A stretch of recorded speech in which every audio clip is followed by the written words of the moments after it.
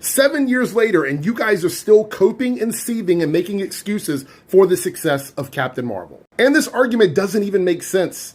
I've talked about this many times before. So before I destroy this argument one more time, let's explain what people are actually saying about Captain Marvel 7 years later. So the incel community believes that Captain Marvel was only successful because of where it was placed in the MCU release schedule. They're saying that it made $1 billion because it came out between Infinity War and Endgame, even though Ant-Man also came out between the two movies and it didn't make $1 billion. There are also other MCU movies that came out around that time that didn't make $1 billion. But for some reason, in their minds, this is how Captain Marvel made $1 billion. I got a spoiler alert for you guys. Movies that make $1 billion almost always include repeat viewings, meaning people go back and see the movie more than once. So if Captain Marvel was a bait and switch like these guys say it is, how is it that people were going back and seeing the movie more than once?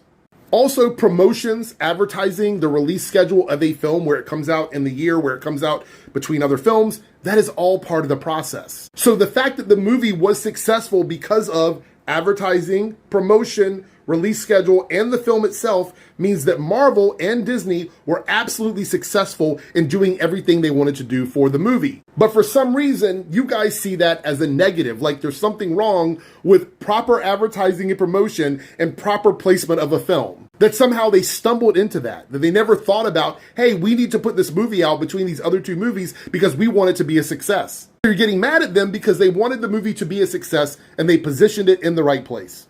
And for 7 years, you guys have coped and seethed about it.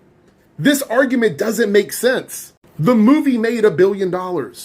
So whatever it is that they were doing, whether it be the promotion, the advertising, hyping it up, putting it in between two really massively successful movies, whatever that is, whatever that magic was, they did the right thing. They were successful at it. But you do not want to give them their flowers because you're so angry and you've been convinced by these guys on YouTube and on social media that you're supposed to hate Brie Larson that you can't even look beyond that.